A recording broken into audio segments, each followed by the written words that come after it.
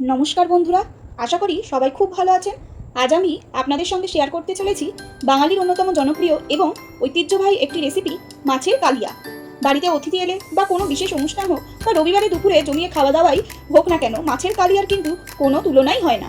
আজ আমি খুব সহজ উপায়ে এমন একটি মাছের কালিয়া বানিয়ে দেখাবো, যার ঝোল হবে ঘন, মশলা হবে একদম ব্যালেন্সড, আর স্বাদ হবে একেবারেই রেস্টুরেন্টের মতো। তাহলে আর দেরি না করে শুরু করা যাক। প্রথমে মাছগুলোকে ভালো করে ধুয়ে জল ঝরিয়ে মাছগুলোকে নুন হলুদ মাখিয়ে 10 থেকে 15 মিনিট রেখে গরম তেলে হালকা করে আগে থেকেই ভেজে রেখেছি। এখন ওই একই তেলেই হাফ চামচ জিরে, একটা তেজপাতা, 3 থেকে 4টে এলাচ, দারচিনি, 2টো লবঙ্গ দিয়ে সুন্দর একটা ফোড়ন দিয়ে নিয়েছি। এরপর পেঁয়াজ কুচি দিয়ে ধীরে ধীরে ভাজবো যতক্ষণ না সোনালি রং আসে।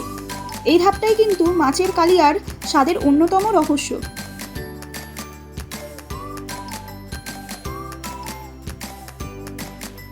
এবার আদা ও রসুন বাটা দিয়ে দেব এবং কাঁচা গন্ধ চলে যাওয়া পর্যন্ত কষিয়ে নেব।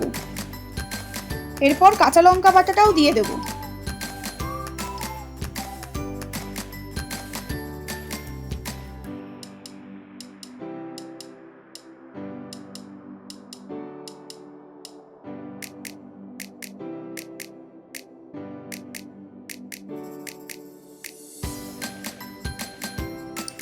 এখন একটা মশলা রেডি করে রেখেছিলাম, যেমন 1 চামচ জিরে, 2 চামচ ধনে, 1 চামচ লাল লঙ্কার গুঁড়ো ও 1 চামচ কাশ্মীরি লঙ্কার গুঁড়ো, স্বাদ মতো চিনি ও স্বাদ মতো নুন জলে ভিজিয়ে রেখেছিলাম, সেটি দিয়ে দেবো এবং মশলাগুলোকে ভালোভাবে আবারও কষিয়ে নেব। মনে রাখবেন, মশলা যত ভালোভাবে কষবে কালিয়ার স্বাদ ততই সুন্দর হবে। যখন দেখবেন মশলা থেকে তেল আলাদা হয়ে এসেছে, ঠিক তখন 2 চামচ টক দই ও 5 থেকে 6টা কাজু বাদামকে পেস্ট করে রেখেছিলাম, সেটি দিয়ে আবারও কষিয়ে নেব।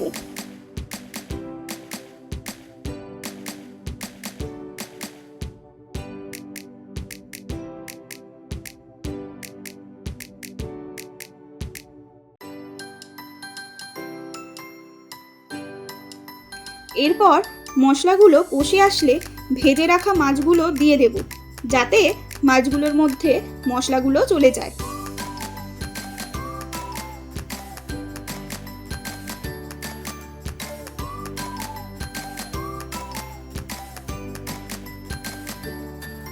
এবার প্রয়োজন মতো জল দিয়ে ভালোভাবে মিশিয়ে নিতে হবে।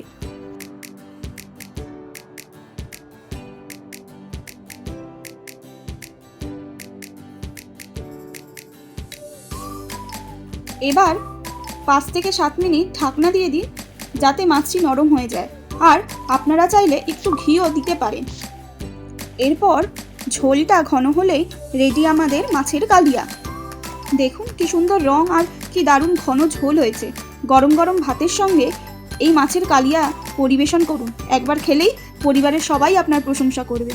আপনারা যদি এই রেসিপিটি বাড়িতে বানিয়ে থাকেন, তাহলে কেমন হয়েছে অবশ্যই কমেন্ট করে জানাবেন। আপনাদের মতামত আমাকে নতুন নতুন রেসিপি নিয়ে আসার অনুপ্রেরণা দেবে। ভিডিওটি যদি ভালো লেগে থাকে তাহলে একটি লাইক করবেন, বন্ধু ও পরিবারদের সঙ্গে শেয়ার করবেন, আর আমার চ্যানেলটি সাবস্ক্রাইব করে দেবেন। আজকের মতো এখানেই শেষ। সবাই ভালো থাকবেন, সুস্থ থাকবেন। আবার দেখা হবে নতুন একটি রেসিপি নিয়ে।